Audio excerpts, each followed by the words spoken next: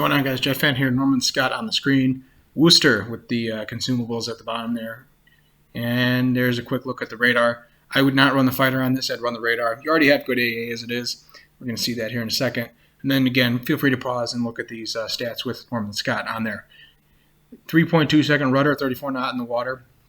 12.6 on the detectability, 12.6. So decent armor as you see. And the Citadel, while it is slightly raised, again, if you angle up pretty well, you're not going to feel the damage on that. This isn't like Minotaur where if you get looked at by a battleship, you're going to get absolutely ripped apart. So you saw I cut out the early part of this. It was just getting into position and basically a little bit of early sailing. Figured I'd just get rid of that and we could jump right into this one here. EOP for the legendary perk on Norman Scott. What does that basically do? Increases the HE shell's penetration, but at the expense, of having the fire chance on your HE shells. So with EOP, we have 7.5% chance of fire on this build. That is actually active in this game. So you're going to see the fire number count at the end with EOP on, okay? And you're going to see the damage ticker on this thing. Post update, this might be one of the best cruisers at legendary tier. I will take this over Alaska. I know that is very controversial because Alaska is a great cruiser, don't get me wrong. I will take this over Minotaur, and I will take this over Stalingrad, because to me, this beats out Minotaur. This is basically like a Minotaur, but American version without torpedoes, okay? I will take this over that ship because this has the high explosive opportunity and chance and the shell type. So basically, if I have anything that's angled, I can still set fire, I can still do damage, and I can still basically be effective in the game that way. Yes, Minotaur has a slightly faster reload, and there's one more big difference between this and Minotaur.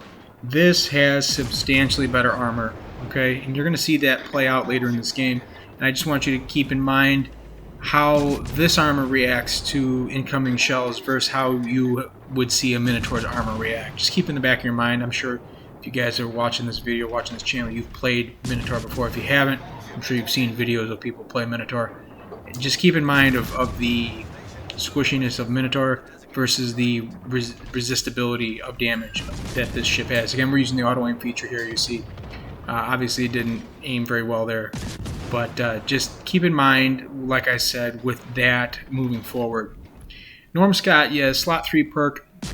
I don't know the name of it offhand, but it basically is the one that gives you the idea of if anybody's targeting you, you can see it almost like an Ingenious, but I don't have to sacrifice my slot 1 perk for it. I actually get additional range, so I can be damage dealing and more effective at a significantly longer range than if I were to choose a if I were to choose a Kincaid build or something along those lines, what you consider a survivability quote-unquote build. So Worcester post update, one of the most powerful ships, like I said, at the tier, and to me, I think that it's warranted, it's needed. This ship pre-update, in my opinion, was not better than Cleveland. It had a lot of issues going on with it. The reload was one, fire chance was one. The basically, yeah, to me, there would be no reason to choose this over Cleveland. Okay. Pre-update. Post-update, this has come into its own. The reload time has gone from, I believe it was in the 7-second range to 4.5. So you're seeing substantially more shells being able to be put out by this ship. And with the fire chance increase, you're going from, I think, 12% with the boost to 15. So when you go EOP on that, you're going to go from 6 to 7.5%. With an increased firing rate, you're going to see, even with EOP, look at the fire numbers that are ticking up. We're already at 6 fires here, 70k in damage, and we're 6.5 minutes into this game. So you're seeing what I'm talking about. Is if you can get the guns to be firing on reload, you're going to damage and cause some serious damage in this. I chose this ship because for the weekly campaign, it was the 500, I think it was 500 main battery hits or something like that. So I decided might as well get my big winter crate, that Wargaming has put in there for the first victory in a legendary tier, and you know, 2 birds, 1 stone. So I needed that, and I figured with this, might as well try to do what I can. And then obviously I was thinking worst case I'd take the Minotaur out again and see what happens with that. Brandenburg, we're chewing them up here. You're just seeing, even though secondaries are doing some damage, but we have decent armor on this thing.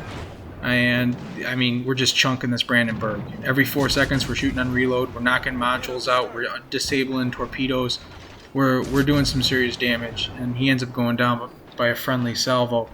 But regardless, he was going to the bottom, whether it was by this Worcester's guns or by a ally's guns, friendly blues guns. So you're seeing here, this is the position that I like to fight in with Worcester. It's a kiting position, and to me, with the 3.2 second rudder on this build, again, there you see 2 fires set on this Georgia. We're absolutely chunking him. He damage con that, as you can see.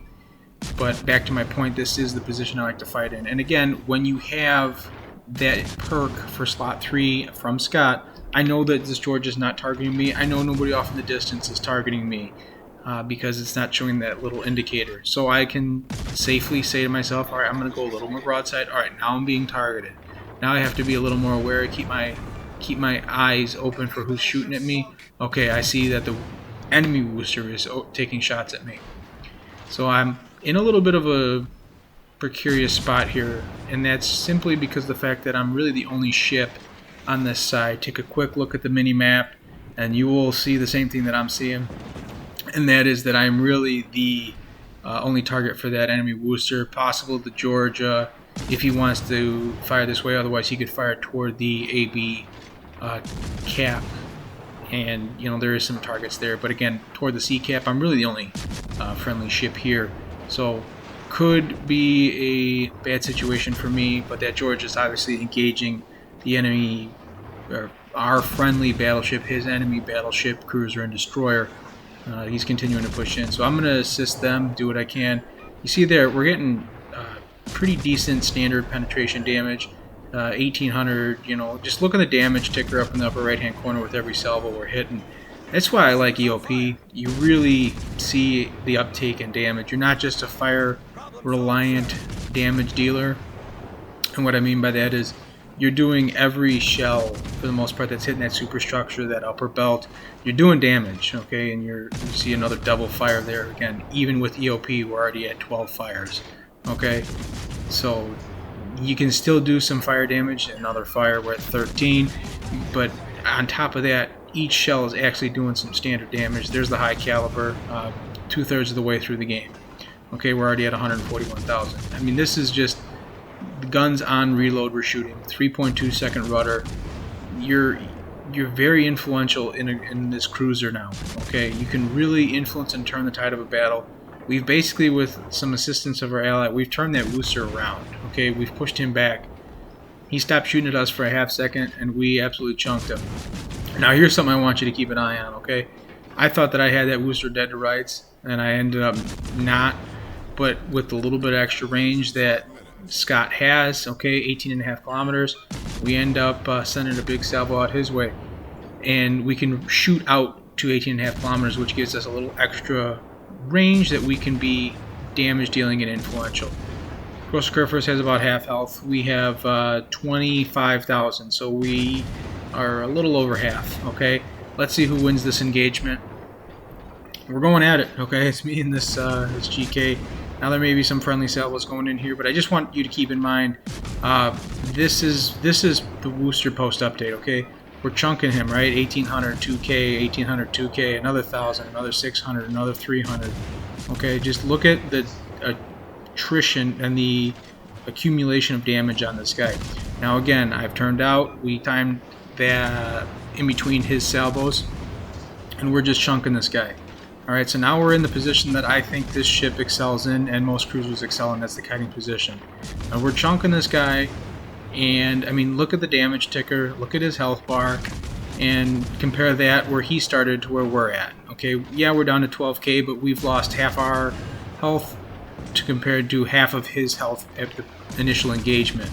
I mean, a GK has around, what, 95,000, so he had 45, 50,000 HP left, and we, in a matter of what, minute and a half, 2 minutes, have taken him down to nothing, and we end up winning out on that engagement with an arsonist. Okay, we're at 199,000 damage.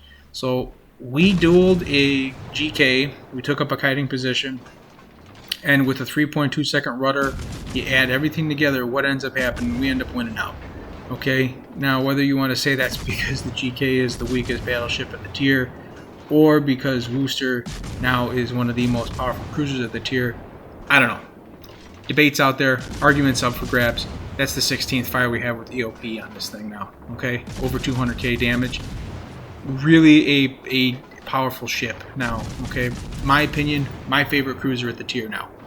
Okay, because to me this plays the role of what a true light cruiser should do, and you also have the tanky ability. Now there is downsides to it, and we can address those. Biggest downside you're going to see in this ship, in my opinion, obviously the lack of torpedoes, which means that if you do get pushed, you know, you're hiding behind an island or something like that, you get caught out, you don't have that last chance emergency try to get out of jail free card, defend yourself. You don't have that, so you got to be able to plan a little more. But again, if you played the American Cruiser line, you've played that since Tier 5 and up. Okay, so that is the biggest drawback to me, based on what I've seen. Again, my setup here is a little more of a rudder build and a little more of a range and damage, but slot 1 I do have the AA, so we really want to be a strong AA platform, which is good for the team. It's good for us in that sense, and you mix in with the rudder shift, mix in with that slot 4 for the extra range on the main battery. You get an 18.5 kilometer range. For light guns, yes, that is a little bit far because you do have a little more floaty shell arc angles, so you're going to have to anticipate and lead a little more. Again, these light cruisers in the American line, you're going to see them in the British line as well.